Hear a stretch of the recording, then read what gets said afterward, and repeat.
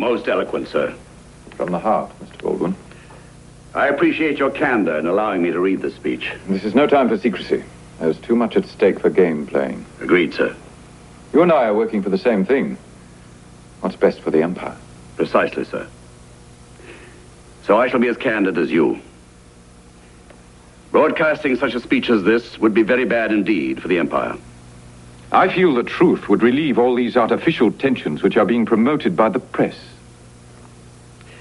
I read it as sensational, inflammatory,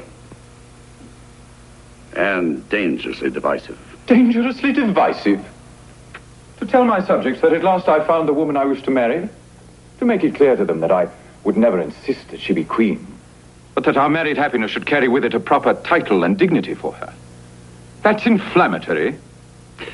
I fear, sir, that any such appeal would serve to aggravate tensions and not relieve them. So you would advise against my broadcasting? Because, in my opinion, sir, any such broadcast would be unconstitutional. But, of course, I shall take the matter up with the other members of the cabinet. Mr. Baldwin, what do you want of me? At this moment, sir, the Empire desperately needs a king whose dedication and integrity can be used as a focus, a rallying point. You question my dedication, my integrity? In my opinion, your present behavior, sir, is jeopardizing the enormous respect the people have come to feel for the crown through Queen Victoria, Edward VII, and your father. That feeling is the only link still binding the dominions to the Empire. A shared love and respect. What's more, here at home, in England, I feel that it has been the one guarantee against the revolutions, civil wars, dictatorships that we have seen everywhere else. Everywhere else.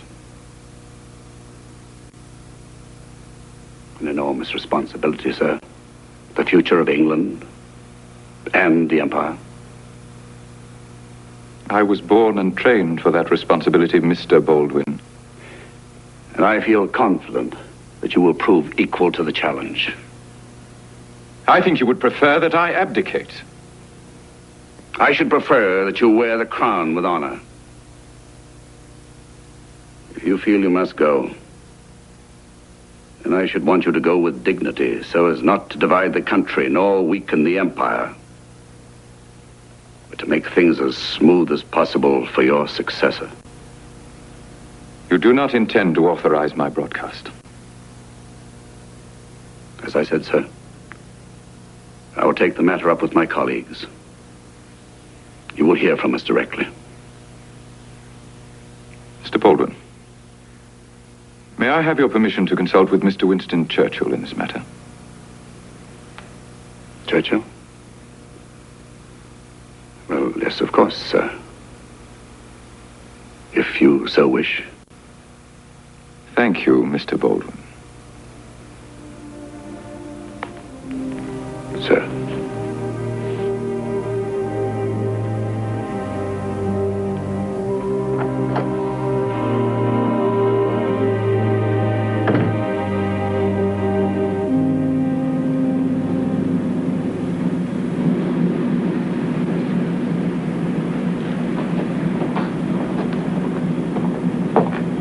Your car's safely aboard. Everything's in order. It has a comforting sound.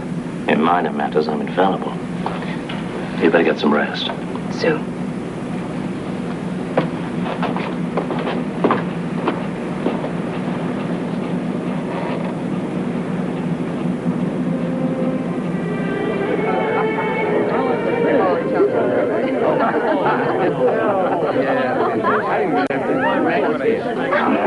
Not much of a challenge, Wallace. I'm conserving my energy for the years ahead. Make a wish. I gave that up years ago. If I didn't get what I wanted, I was disappointed. If I did, I invariably discovered I'd have been much better off without it.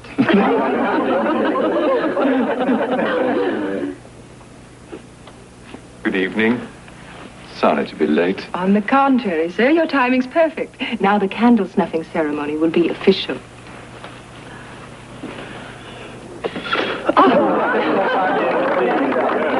Many happy returns, Wallace. Thank you, sir. I'm afraid my little remembrance pales somewhat in comparison.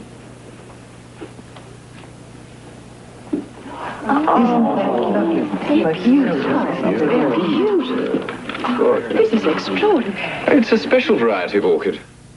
With a little care, it should flourish. Bloom again next year. The year after. Believe me, sir, I shall give it the gentlest of care.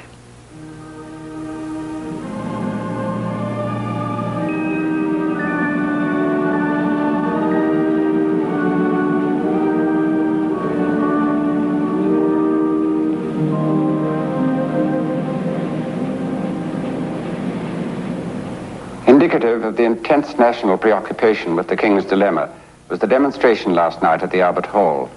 Approximately 7,000 people had attended a mass meeting in connection with the proposed rearmament program. At the rally's conclusion, the audience fervently sang, "God Save the King." As the last notes died away, a woman shouted, "Long live the King." After a moment's hushed silence, a tremendous cheer shook the great hall. They are aware. They are, sir. You will always be the dashing young Prince of Wales to millions, sir. The greybeards in the government are the enemy. St. George and the Dragon. You stand for a great deal in their eyes, sir. I want to be more than just a symbol, Walter. I can endure the endless pomp and circumstance if I also have the power to act, be an instrument of change.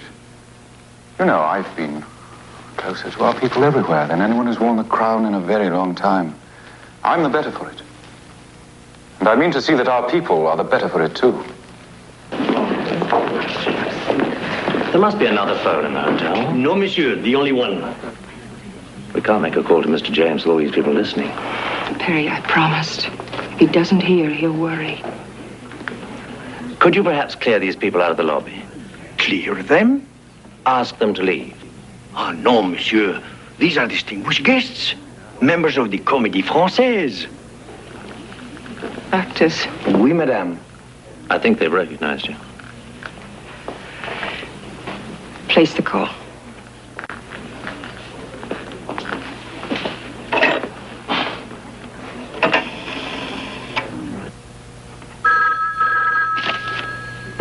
Yes?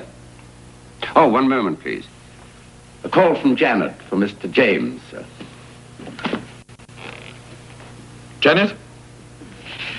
Of all the charming names available, why did you choose Janet? I find it a lovely name. Yes, but not for me. So, you've had a safe crossing. Everything's going according to plan. So far, so good. What's the outlook there? Clearing. The possibility of sunshine tomorrow. Really? Mr. C has taken an interest. He's due here tomorrow. Oh, that's wonderful news. I'm partial to him because he's partial to Americans. You're quite sure you're all right? You sound a bit strained. I am a little. I'm giving a performance. Performance for whom? The Comédie Française. You're joking. No. The only available phone is in the hotel lobby, and so is a troupe of actors. They can't understand what you're saying. No subtitles.